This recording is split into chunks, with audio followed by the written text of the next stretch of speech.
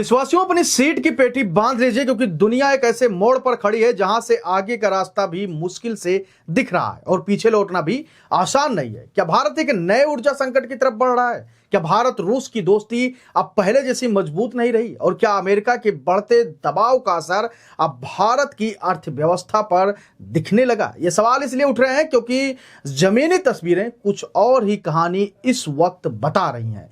एक तरफ सरकार कह रही है कि देश में पेट्रोल, डीजल, एलपीजी, खाद्य आपूर्ति की कोई कमी नहीं है, लेकिन दूसरी तरफ पेट्रोल पंपों पर लंबी लाइनें हैं, गैस एजेंसियों के बाहर भीड़ है और बड़े शहरों से मजदूरों का पलायन शुरू हो चुका है। सूरत, मुंबई, गुजरात जैसे औद्योगिक शहरों से हजारों मजदूर अपने गांव लौट रहे हैं। सवाल है कि अगर सब कुछ सामान्य है तो फिर यह डर क्यों? दरअसल एक्सपर्ट बताते हैं कि शहरों में रहने वाला गरीब मजदूर रोज कमाता है और रोज खाना खाता है। जब गैस महंगी हो जाए, जब सप्लाई चेन प्रभावित हो जाए, जब ब्लैक में मिलने वाली गैस बंद हो जाए तो सबसे पहले असर उसकी रोटी पर पड़ता है। और जब रोटी का संकट आता है तो इंसान शहर नहीं देखता, वह अपने गांव की ओर लौट आता है। यही वजह है कि यह पलायन सिर्फ सामाजिक संकट नहीं, भारत की अर्थव्यवस्था के लिए भी खतरे की घंटी है। क्योंकि अगर मजदूर शहर छोड़ देंगे तो फैक्ट्रियां कैसे चलेंगे, उद्योग कैसे चलेंगे? इसी बीच इस पूरे मुद्दे पर राजनीति भी तेज हो गई है। सरकार ने सर्वदलीय बैठक बुलाई जिसमें अमित शाह, राजनाथ सिंह, एस जयशंकर प्रसाद, निर्मला सीतारमण और हरदीप पुरी जो पेट्रोलियम मंत्री हैं जैसे बड़े मंत्री शामिल हुए। वहीं विपक्ष की तरफ से कांग्रेस, समाजवादी पार्टी, एनसीपी और एआईएमआईएम असदुद्दीन ओवैसी के नेता भी मौजूद रहे। बैठक में सरकार ने कहा कि भारत 40 से ज्यादा देशों से ऊर्जा सप्लाई सुनिश्चित कर रहा है और कोई संकट नहीं है। लेकिन विपक्ष ने सीधा सवाल पूछा, अगर संकट नहीं है तो लाइन क्यों लग रही है?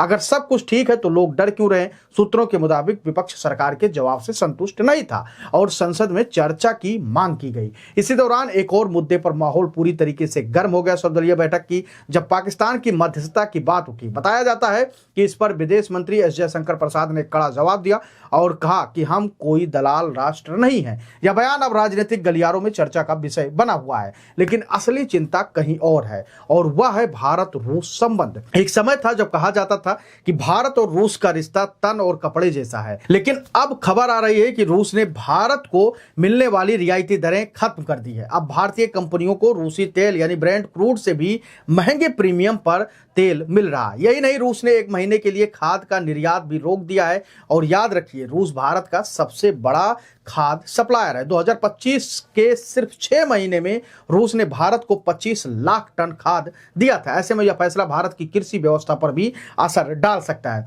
दूसरी तरफ मिडिल ईस्ट में हालात और भी खराब हो रहे हैं। ईरान, इजराइल, अमेरिका तनाव के कारण होर्मुज जल डमरू मध्य प्रभावित हुआ है और दुनिया का लगभग 20% तेल इसी रास्ते से गुजरता है। अगर यहां संकट आता है तो पूरी दुनिया की अर्थव्यवस्था हिल जाती है और भारत भी इससे अछूता नहीं रह सकता। हालांकि सरकार का कहना है कि भारत की स्थिति मजबूत है और हम हर चुनौती से निपटने के लिए तैयार हैं। प्रधानमंत्री नरेंद्र मोदी का बयान भी इस वक्त खूब वायरल हो रहा है, जिसमें उन्होंने कहा कि जिस तरह का कोरोना संकट का सामना हमने मिलकर किया था, उसी तरह इस वैश्विक संकट का भी सामना हम करने के लिए तैयार हैं। लेकिन बड़ा सवाल अभी भी वही है, क्या सच में सब कुछ सामान्य है या फिर जनता को पूरी सच्चाई नहीं बताई जा रही है? क्या भारत रूस की दोस्ती बदल रही है? क्या अमेरिका का दबाव अब असर दिखाना शुरू कर दिया है या सिर्फ एक ये अस्थायी वैश्विक संकट है?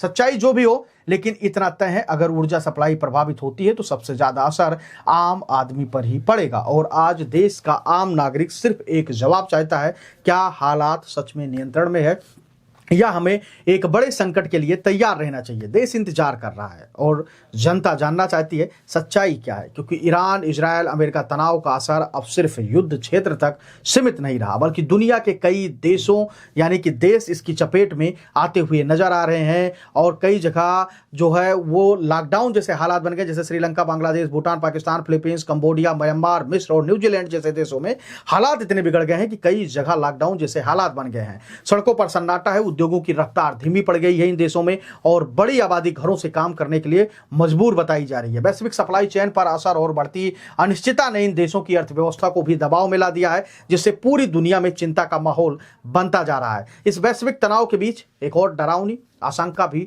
सामने आ रही है। एक्सपर्ट्स का मानना है कि अगर ईरान, इजराइल, अमेरिका का टकराव नहीं रुका और युद्ध और बढ़ा तो इसका असर सिर्फ तेल और अर्थव्यवस्था तक सीमित नहीं रहेगा, बल्कि दुनिया के इंटरनेट सिस्टम तक पहुंच सकता है। बहुत कम लोग जानते हैं कि दुनिया का लगभग 80 से 90% इंटरनेट डेटा, इंटरनेट जो केबल होते हैं, समुद्री मार्ग में बिछा हुआ है, समुद्र में फाइबर ऑप्टिक केबल्स के जरिए चलता है। यानी आप जो फेसबुक चलाते हैं, यूट्यूब देखते हैं, व्हाट्सएप पर मैसेज करते हैं या गूगल पर सर्च करते हैं, उसका बड़ा हिस्सा इन्हीं समुद्री केबल्स के सहारे चलता है। अगर युद्ध के दौरान इन समुद्री केबल्स को नुकसान पहुंचता है या उन क्षेत्रों में सैन्य गतिविधियां बढ़ती हैं, तो अचानक इंटरनेट स्पीड गिर सकती है, मोबाइल नेटवर्क प्रभावित हो सकते हैं, कुछ ऐसे ऐप्स अस्थायी रूप से बंद भी हो सकते हैं। लेकिन हालांकि एक्सपर्ट यह भी कहते हैं कि दुनिया के पास बैकअप सिस्टम होते हैं, इसलिए पूरी दुनिया का इंटरनेट एक साथ बंद होना बहुत दुर्लभ स्थिति होती है। लेकिन अगर बड़े स्तर पर साइबर या इंफ्रास्ट्रक्चर हमला होता है